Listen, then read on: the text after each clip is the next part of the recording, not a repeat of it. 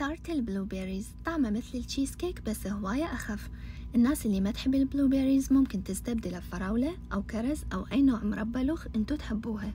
طريقة عمل المربى هي نفسها في فيديو الكوكيز السابق.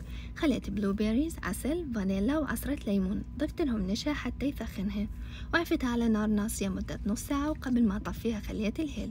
بكاسة خليت زبد بدرجة حرارة الغرفة وطحين، وضفت لهم طحين لوز يسوي العجينة مثل البسكت، وخليت البيكنج باودر، رشة ملح وبيض ويكون بدرجة حرارة الغرفة، واخر شي ضفت الميبل سيراب وعجنتها. بين ورق الزبدة فتحت العجينة بالشبك وسويتها بحجم القالب. شلت الحواف الزايدة ورجعتها بالوسط وسويتها بالشبك، وزرفتها بالشطل، وعفت العجينة ترتاح مدة نص ساعة بالفريز. بكاسة خليت جبن وبيض واثنينهم يكونون بدرجة حرارة الغرفة، ضفت لهم فانيلا، ميبل سيراب وشوية من البيكنج باودر، وخفقتهم لحد ما صار قوامهم كريمي، ودرت الجبن والمربى على العجينة وبصورة عشوائية وزعتها. شويتها بالفرن مدة 40 دقيقة على درجة حرارة 350 فahrenheit. وراها طفيتها وعفتها مدة 10 دقائق إضافية، واني سويت منها قالبين من كثر ما طيبة. وبس بالعافية.